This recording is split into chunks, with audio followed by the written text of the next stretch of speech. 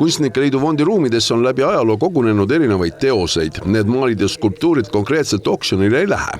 Varakevadel aset leidnud juhtum, kus Kunstnike Liit oma kontodelt kaotas petturitele ligi 700 000 eurot, on pannud liidu probleemi ette. Kuidas finantsvõimekus taastada? See, et osa liidu varadest oksjonile pannakse, oli üks variante, mis nüüd ka käiku läheb. Ja tõesti see toetusoksjon on üks osa meie kriisiplaanist, kuidas sellest august välja ronida, mis meile selle finantspettuse tagajärjel liidule tekkis.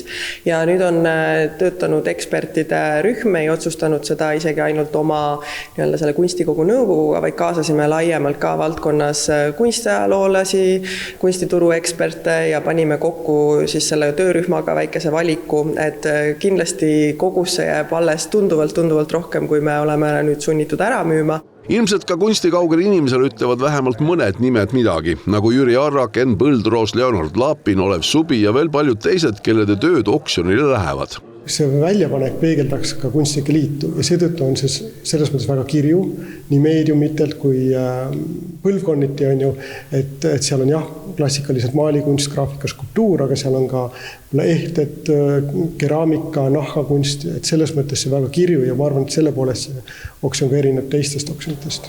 Kriteeriumiks oli ka see, et igalt autorilt jääks lõpuks ikkagi kogusse alles mõni tema väärtuslikest töödest. Oksjoni ostulepingusse jääb klausel, et soetatud tööd oleks võimalik hiljem ka näitustele eksponeerida. Teeme seda koostöös oma kogenud partneriga Eesti kunstioksjonid ja nende selline soovitus oligi, et ühel päeval, meil on 3-päevane oksjon, et ühel päeval siis selline kuskil 50–60 teost, et muidu võib-olla siis kurnab selle potentsiaalse ostjaskonna äkki ära, nii et me oleme sellest indikatsioonist lähtunud, aga nagu oleme ka välja öelnud, siis üks osa nendest oksjoni teostest tuleb kogudest, et kuskil ütleme 110 teost kuskil tuleb siis sellest ajaloolisest kogust, aga siis tõesti on olnud ka väga rõõmustav suur osa värskete annetuste näol, et meil tõesti sealt siis tuleb see ülejäänud osa tegelikult juurde. Kuigi see on tõesti olnud raske neid valikuid teha, on kahju ju kõigest loobuda, siis on see andnud meile võimaluse võib-olla nagu mõtestada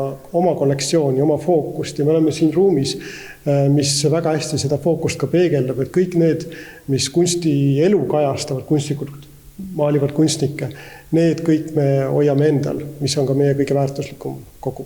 Kõige põnevam küsimus on muidugi, mis summadest me siis räägime, millist tulu loodetakse oksjoni hittidest. Hinnad on, nagu ka alguses ütles, hästi erinevad tööst, sest tänu sellele on ka hinnad väga erinevad. Loomulikult me loodame, et sünnivad uued rekordid, aga on ka väga sootsa alghinnaga teoseid, on ju, kas või juba meediumist tingituna graafika, mida on võimalik palju mitu tõmmist teha ühest, et seetõttu on see väga laiapõhjaline, ma arvan, et väga paljudele, et see on koht, kus võiks osaleda professionaalsed kogujad, aga kindlasti ka lihtsalt keegi, kes tahab midagi seinale väikest osta.